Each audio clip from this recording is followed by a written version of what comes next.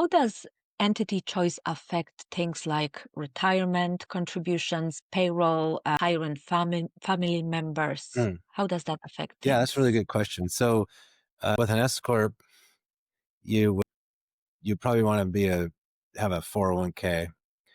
If you're not an S-Corp, there's a couple different kinds of retirement plans you could do, and it might all be about the same. So here's the way retirement plan contributions work.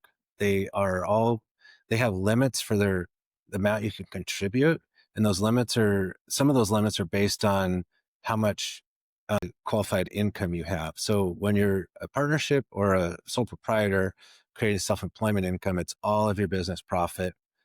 And the limit that you can contribute is 25% of your business profit into that 401k or SEP or whichever it is.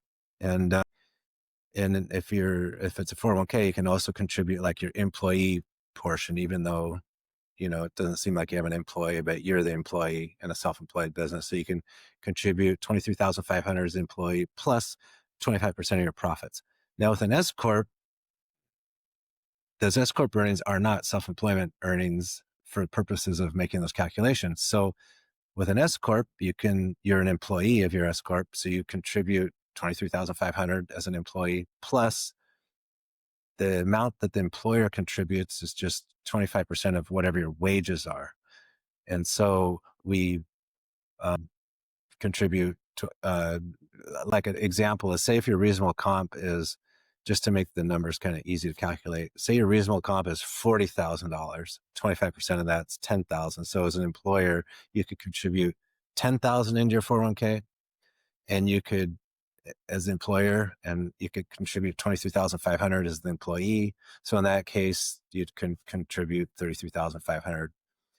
If you had more wages, you could contribute more because it's 25% of a bigger number on the employer side. Now, the total limit that you can contribute to a 401k is about 71,000 in most scenarios. It's different with different ages and stuff like that, but 71,000. And so, but it's never worth it to jack up your wages just to get that full 71,000 in there, because the employer side of it, you can always do the full amount of the employee side as long as you're making that much money. And then the employer side, you can only contribute 25% of your wages. So you'd have to, it's not worth paying all those extra payroll taxes that you pay on wages just to get an extra 25% of that number into your 401k. So that's how it works for S corps. With regular just sole proprietors or LLCs without an S corp, you could do like a SEP and contribute 25% of your self-employed income, and it's all employer contribution. It's no employee contribution. You're limited to 25% of your income, so you might not get. You have to be very profitable to get enough in there to get to the limit. Like you'd have to make about $280,000 to max out that $71,000 limit. When you're sole proprietor like that, you can also have a solo 401k, and you could get to that 71,000 much easier because you can always get 23,500 in as the employee, plus the amount that's limited by your income is only the amount above that.